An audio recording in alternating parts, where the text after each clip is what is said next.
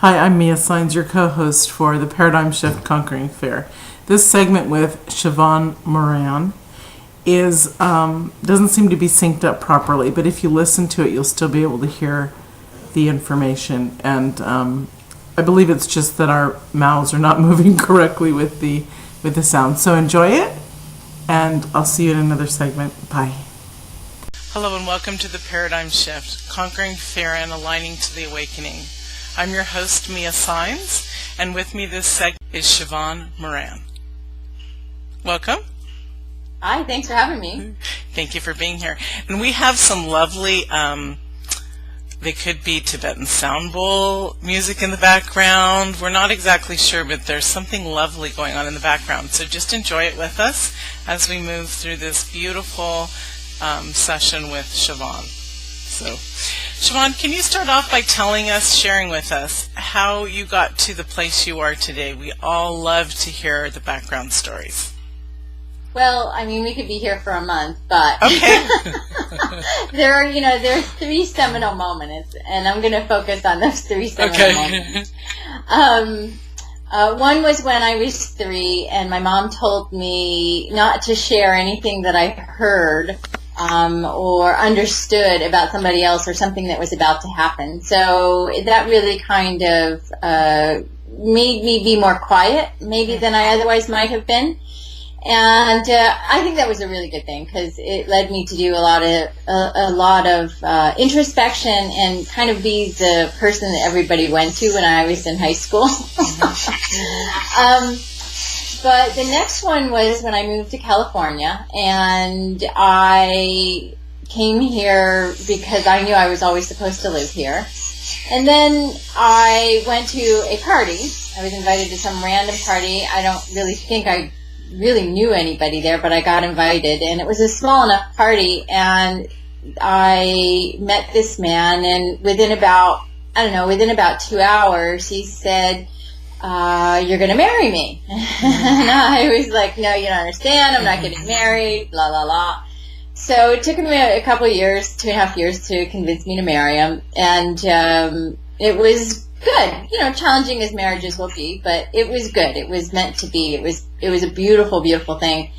And one night I woke up to lots of people screaming at me in my window and my door, and they came to tell me that he had died. And he was on his way home from work, and it was really an interesting time in that one of my dad's best friends said something that really shifted and got me to where I am. And she said, now's the time, and I don't think she really knew all the depth of what she was saying, but I took it very deeply. Now's the time that, you're more open, and things are going to occur for you that are really going to shape the rest of your life. So just be open, and if you don't feel like going somewhere and somebody invites you to something, you're going to say yes. And so I've been doing that for many, many, many years now. Because of what she said. That led me into corporate, and I spent about 5 years in a walking coma, and it was good because it led me into corporate, but at the same time it also led me into loving what I did so much that I didn't pay attention to anything else, and that then got me sick, where I got blood poisoning and nearly died. And I happened to be in the pharmaceutical industry, and I happened not to believe in drugs. Go figure. Interesting. Yeah, it is, isn't it? And the strongest thing I'd ever taken was, some Advil. So I figured that's all I ever really needed if I really had something going on. And so I went home. They had to inject me because it was that serious. And I went home and I said, listen, I'm going to stay home because people die in the hospital, so I'm not staying. I'm going to go home. And they, we had a little fight, but I went home, and I ended up healing myself. And I built a bunch of companies, or helped build a bunch of companies up until then. And I started thinking about how the body and the brain and companies work, and just kind of how to put that all together so that my body would heal. And then what started to occur was I got invited to participate in an energy healing, energy medicine class. And that class was filled with all these people who really knew what they were talking about. And I didn't. I was a corporate executive with like this much even concept of what the heck they were talking about. And so I took the class, I moved through it, and I guess it was 4 seminal moments, but I took the class, moved through it, started figuring out how to use it, and started accosting people on the street if they looked like they had a thing, because I was like, hey, I learned this thing, you know, I don't have to touch you, and this just went on for a year. And then I went on a trip to Nepal, and I ended up saving a woman's life there using these techniques. And I thought, okay, I get that there's something to this. I've gotten there's something to this. But if I know like this, everybody needs to know just that much. And if I could help one person save their life, then I've done my job. And so that started about 15 years ago, and I've been a little possessed since about it. And so now what I do is I take this concept of energy and the energy healing into the business, and how it really functions as far as running a business, how it functions as far as identifying where the holes in the business are, literally the holes, not just inside the organization, but the energetic holes that affect the finances and affect the health of the organization and the employees. That's very, very interesting. I like that. So you must run into the concept of fear a lot with people, because that's, when you take it into the business world, not just into our own personal life, but into the business world, that's where a lot of fear is rampant in our world. Yeah, you know, I mean, corporations drive their business based upon the fear model. And if let's just say you didn't have it before you went into a corporate environment, you're going to have it when you come out. And let's just say you had it a little bit when you went into the corporate environment, you're going to have it big way when you come out. So coming out of it, you know, leads to all kinds of really interesting pieces. And yeah, there's a lot of fear going around. How do you let's talk about manifesting a life and business, how you work with clients on that. So how I put that together? Or correct, with your clients. Your clients who come to you, they're obviously seeing and feeling fear. And so manifesting in life and business. Yeah, so 3 ways they come to me. They come to me via their finances are a mess, or something's going on in their company that they can't quite identify, and they know that something is wrong. So we'll give an example of maybe they're in some lawsuits that make absolutely no sense. There's a whole slew of accidents that make no sense. Maybe all of a sudden, like I talked with a client who was coming on board soon the other day, and his gig is that he makes a whole lot of money and then he loses a whole lot of money. And he's done this maybe 7 or 8 times. Wow. And that's a big habit with people, in that where is that in the energy and where is that stuck in the business model? And I get a lot of those folks as well. And then the last place they can come to me is through a health challenge that doesn't seem to make sense. It just appears out of nowhere, and life's great, and it just shows up. Right. So 4 ways. And so they come to you to deal with a health issue. They come to deal with me to get the finances in order. They come to deal with me, like a great example with the finances, getting the finances in order, is a gentleman was referred to me who had a complimentary service to PayPal. And great code, you know, they were kind of the leader for a little while. And nobody could figure out why his company wasn't able to process the credit cards, like all kinds of really interesting things kept coming up. And so what we identified was there were 3 stopping places within the executive team in the organization.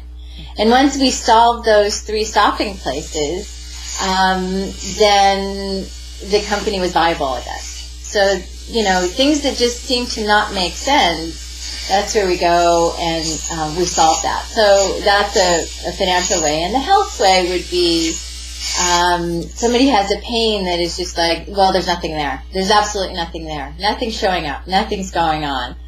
And it's always relatable to the organization, to the company. That's really interesting. I know when I used to be a nurse, sometimes I would manifest my patients' illnesses. And and so I left several times out of fear and, collapsed with that whole concept of, if I love these people and I'm taking care of them in hospice, why am I developing, their ailments? Mind is so amazing, our consciousness level. It's just really... Well, I always say that, and this is the way I work, is energy first, then mind. So the energy always, always, always shifts the mind. As long as the energy is clear and you know how to clear and solve the energy, then the mind will follow. If you can't solve the energetic issue, it doesn't matter how strong your mind is.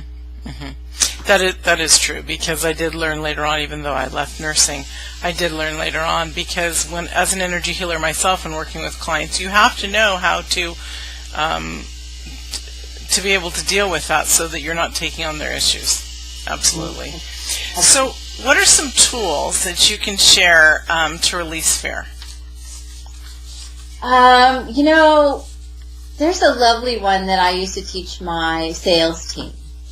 And I would tell them if they found it, they heard it, they felt it, they saw it, whatever, they needed to just think about it and stand it up against the wall and hold it there, kind of like hands on the shoulder, and just be like, you know what, I got you, I found you, yeah, no big deal. And if you need to do that 1 or 10 or 100 times, then go ahead and do that. And usually it stops within, the first time. So it's one of the most powerful and energetically simple things you can do. You can do it in a meeting. You can do it anywhere. And then there's one other one that you can do, and it's disconnecting to that concept of fear. So you're in the moment, and you feel things kind of going on. You cut the cord to it.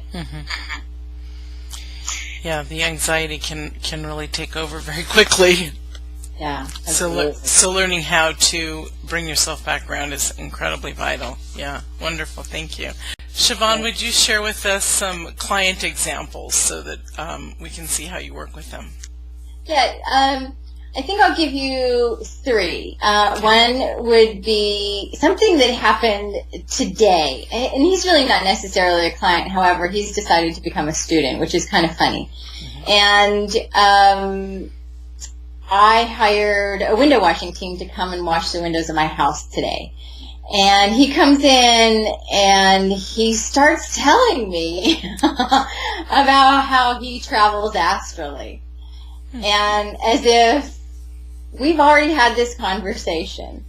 And I'm sitting there working, literally in my family room, and I'm working, and he's having this conversation with me, and it just comes kind of out of nowhere. So, people are, I'm available is what it is. Is people have things that they need resolved, and I have the answer. So those questions come up a lot. That don't make sense to other people. And spontaneously, right? Absolutely. And I said, so here are a couple things that you are misunderstanding. Oh, that makes so much sense. Oh, that makes so much sense. So opportunities arise everywhere. And he has it's his window washing company. And he said, well, every time I go away, da-da-da-da-da happens. I said, that's a belief. but it starts in the energy first. And he's like, no, every time. And so we had a conversation. So we get trapped into thinking, literally thinking first and saying no. And one of the things that we've been trapped into thinking no about is no is first, and then we follow up with, well, maybe that's possible. So we'll give him as an example. We shut down opportunity everywhere, and he was here a year ago. And he remembered that he was here a year ago, and he said, I didn't have any understanding about you then. And what was available to me. It didn't make sense. And he said that he was basically in the no state without confessing to that. He said basically he was in this no condition. So in most businesses, we say no first. We've been taught in corporate to say no first. Can't do that, impossible, not happening. So with each of these clients, they have been in a state of, we'll call it disrepair or disorganization, energetically. So, and because they've been saying yes, no, yes, no, yes, no, no, yes, no, yes, no, yes. And so what it's doing is it's stopping and starting things, and it's creating gigantic conflicts. So one of them came to me several years ago, and he had cancer, and he wanted out of his law firm, and he was one of the key members of the law firm. And so we solved the cancer, but really what it came down to is he wanted out of the law firm. I said, okay, that's great. However, you can't stop the law firm until you're in the place of what you're supposed to be doing with your soul. So he goes off and he's like, well, I want to be an artist. And I was like, right, okay, sure, you can have that. Let's go there. And so he goes and he does a bunch of art. He sells a whole bunch of art. Does great at it. And then he comes back to me and he says, listen, this is what I really want to do. And he really got into his soul and what his soul's meant to do. So he has a spiritual bookstore.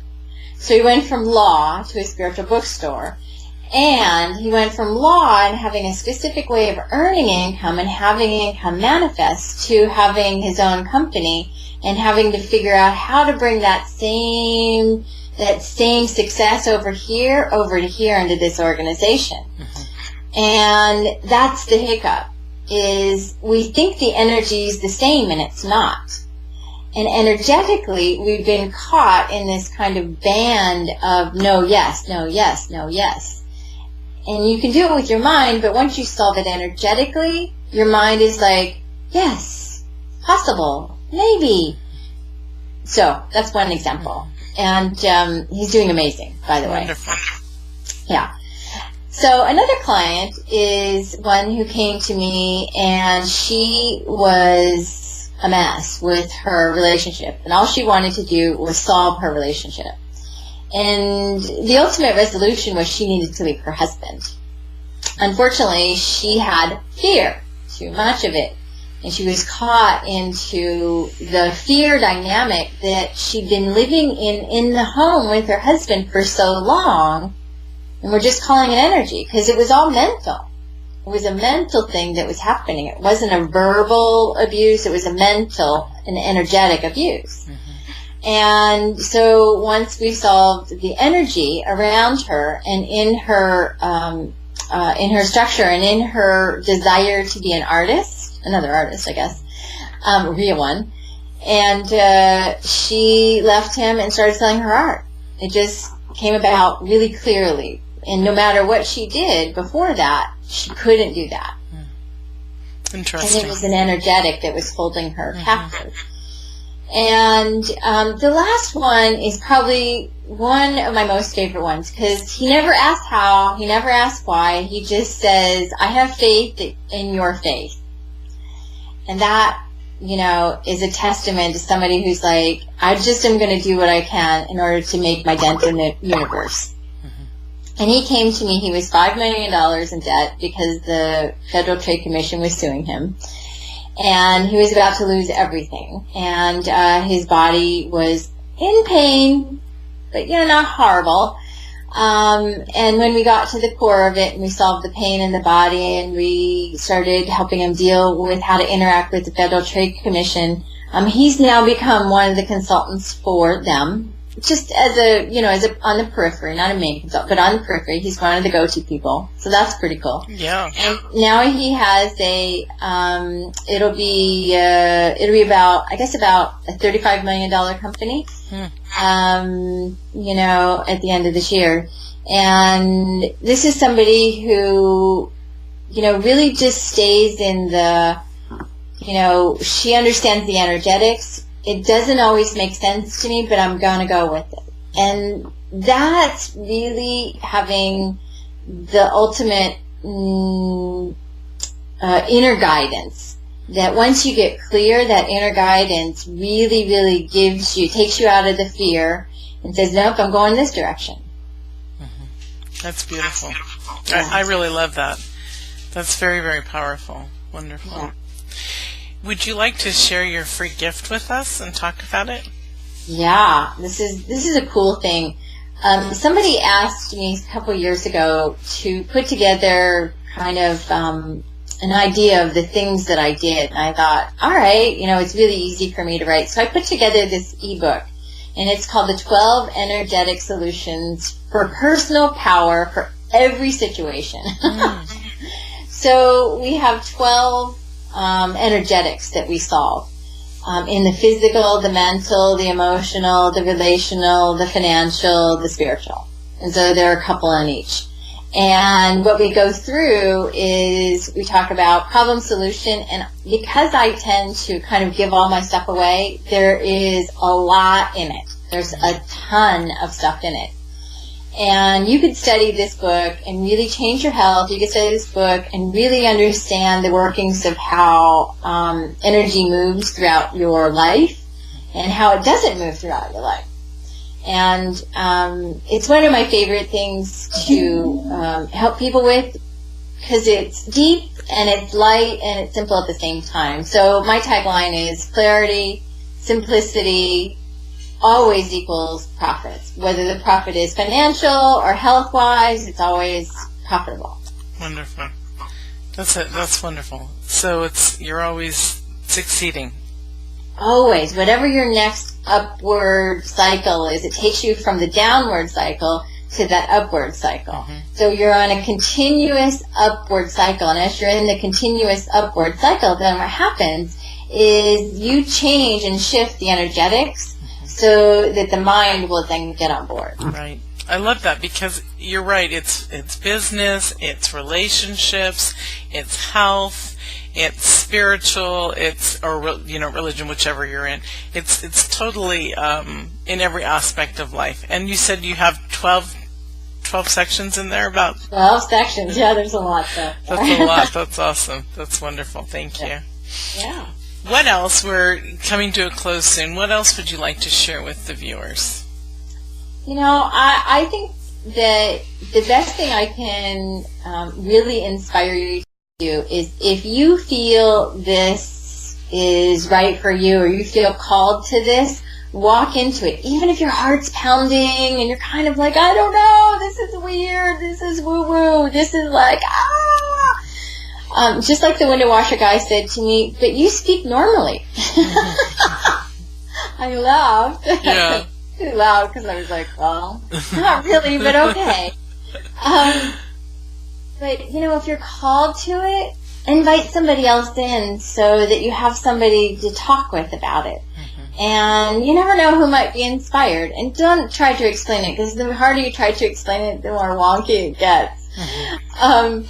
So it really helps to involve people who are in your life and help them help you, and then you can help them. It's amazing what you do when you help somebody else. So one of the best things I learned from my dad was if you're feeling mad, you're feeling sad, you're feeling, alone, you're feeling afraid, any of those things, you have 3 things to do. You can go make somebody laugh. You can go feed somebody. Or you could go hug somebody. And, what's a hug? Somebody maybe not want to hug, but if you invite them into something that you're doing and you just say, hey, it's a little weird, you might be interested, just check it out, you're going to be fine, and you're going to be amazed at how many people are really going to come with you. Because when you say weird, it's not so much weird, it's just different than perhaps what the norm of humanity is used to.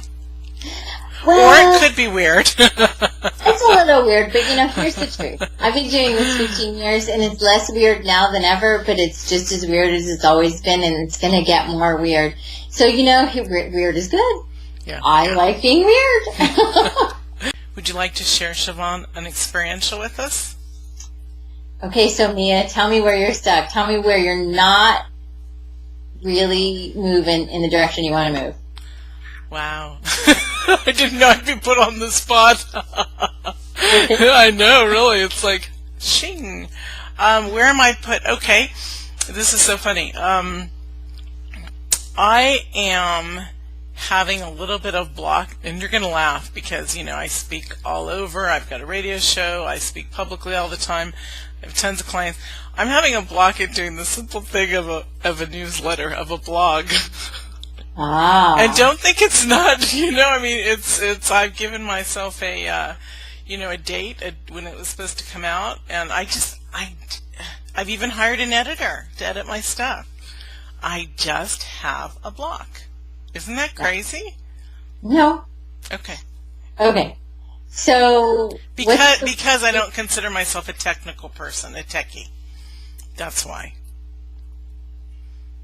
Did I give you too much information? No, it's just cute. I just get to make faces. And I know that my people who watch me, and they want to know more. I love to share information, and I'm all about being open. I just have a block about a blog. So you're telling me you have to write. Yes. Yeah. And I'm actually a published writer, so it's like I don't know what the heck is going on with me. It's just I have this block. Yeah. So tell me, what's the worst thing that would happen to you when you do this? Go.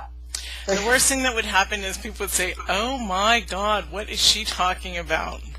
I guess that's it. But that's why I hired an editor to edit it. Okay, so that's not the worst thing that will happen. So what's the worst thing that will happen?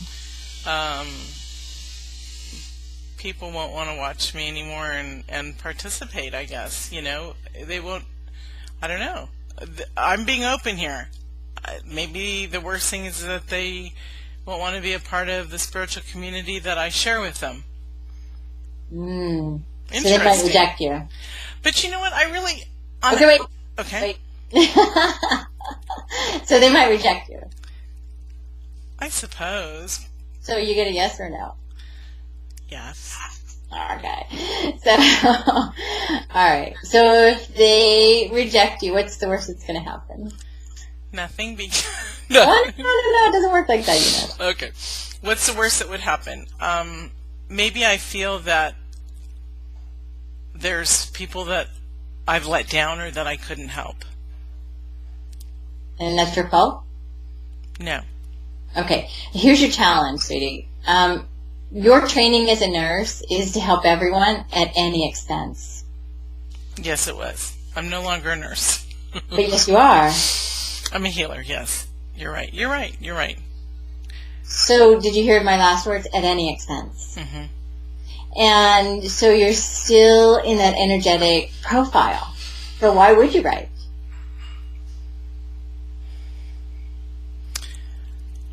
I would write because I want to share information with people. Right. But your energetic profile says Right. I wouldn't. Right. Because it's just not going to convey it. So the energetic challenge is it here or is it here? I think the energetic challenge is here because I can easily talk, one-on-one or my radio, easily provide the information that people want. Okay. It's not. It's actually in your heart. Is it? Okay. Yeah. So I'm going to have you put your left hand on your heart. And I'm going to have you just say these words. I'm safer than I thought I was. I'm safer than I thought I was. It might just be okay. It might just be okay. It might suck. It might suck. They might love me. They might love me. They might hate me. They might hate me. It actually doesn't matter. It actually doesn't matter. My heart won't be hurt. My heart won't be hurt. It will actually be healed by sharing. It'll actually be healed by sharing. I'm going to allow this to happen over the next 3 days. I'm going to allow this to happen over the next 3 days. Okay, take a breath.